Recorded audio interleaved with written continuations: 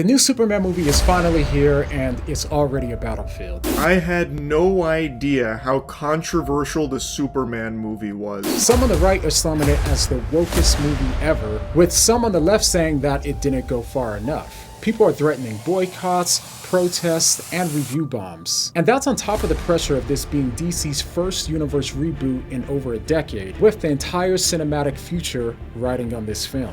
So yeah, there's a lot going on. But buried beneath the noise is something that everyone seems to be missing, and it might actually change the way that we think about this movie entirely.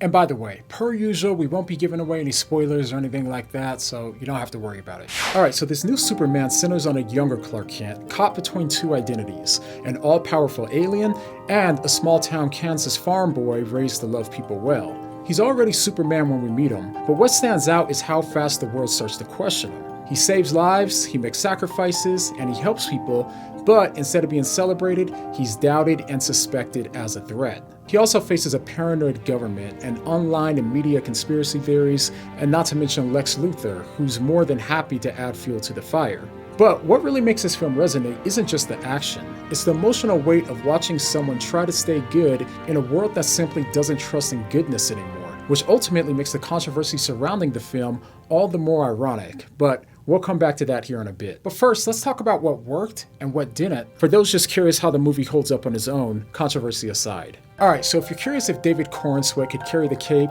honestly, I think he crushed it. What stood out most was the vulnerability, and not just physical, but emotional. He didn't feel like some stiff ideal or cartoonish symbol of virtue. Instead, he felt human and relatable. They made it easy for you to see his restraint and his hurt and his desire to help, and you could also feel the cost. There's a moment in the movie where he does the right thing, only to have it twisted, and I remember just feeling his heartbreak in that scene. He's trying to help, and it still isn't enough. But what made his performance work was that he wasn't antsy or stuck in self-pity. Instead, he felt like someone who wanted to help in a world that simply wouldn't let him. And by the way, we'll come back to that in a bit because it ties into the controversy surrounding this movie. Rachel Brosnahan also stood out as the Lois Lane that we already know and love. She nailed the classic Lois Lane look, and her energy was sharp, grounded, and emotionally alive. But what really made it work was the chemistry that she had with Clark, because she wasn't just tagging along for the ride, she was active and emotionally believable in every scene. Then we see Nicholas Hoult as Lex Luthor, and he was just the right amount of menacing and calculated, and he had the flair without being over the top. I thought he played the role well and did a good job of manipulating people by making evil sound reasonable. And even the side characters like Mr. Terrific really steal the show whenever they're on screen. They help to give the film a broader universe feel without taking away too much from Clark's story. Alright, and there's one more character that I have to mention. I would be lying if I said that I didn't love Crypto. Yes, Crypto, the CGI dog. Yes, I know it was emotional manipulation, and no, I don't care. That dog was super cute, chaotic, and funny, and every scene with them landed. So overall, I think that they raised the stakes and set up the new DC universe more organically than Snyder's did. But that is not to say that this was a perfect movie, because there still were a few things that bugged me and need to be called out. So the director, James Gunn, is known for his distinct tone. He brought charm to the Guardians of the Galaxy and brought chaos to Suicide Squad. So naturally, this movie has his fingerprints all over it. You'll hear the quick humor, the irrelevant banter, and the oddball moments. And most of the time, it worked.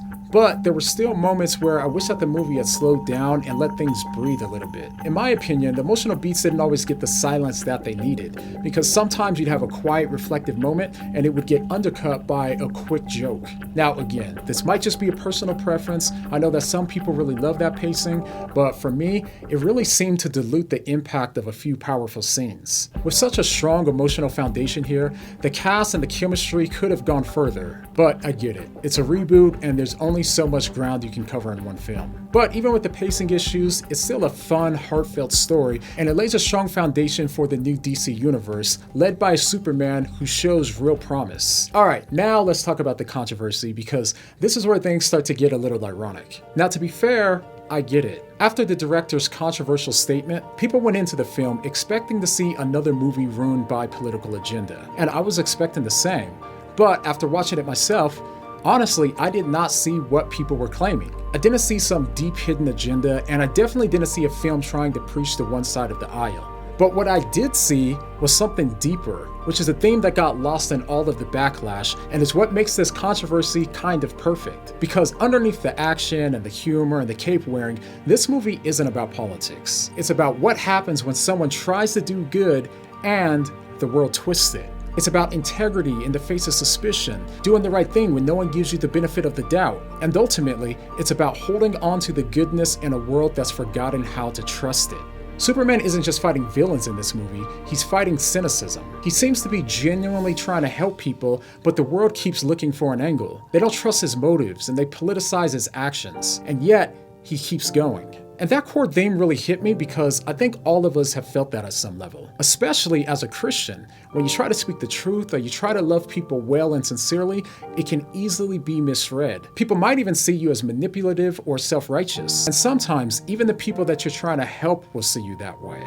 But what makes all of that so ironic is that that's not just what happened in this movie, that's exactly what happened to this movie. So many voices on both sides were so eager to politicize this film that they missed the main point of the story entirely. They heard the word immigrant and assumed propaganda. They saw Superman intervene in a fictional conflict and assumed real-world messaging. But even if it was, let's just say that both are true for argument's sake, the entire heart of the story still got lost in the noise. And by the way, I totally understand this instinct. We've seen so many movies recently that felt more like political lectures than actual stories. But still, I honestly don't think that this was one of those movies. And if both the right and the left walk away mad for opposite reasons, then that might actually mean that it wasn't meant to be political at core. But the fact that we can't even recognize that anymore says a lot about where we are as a culture today. And for those of us that are Christians, if we're honest, that's not just a political problem, it's a spiritual one. Because in a strange way, what Superman faces in the movie, being doubted, misread, and politicized for trying to help, is exactly what Jesus endured every day.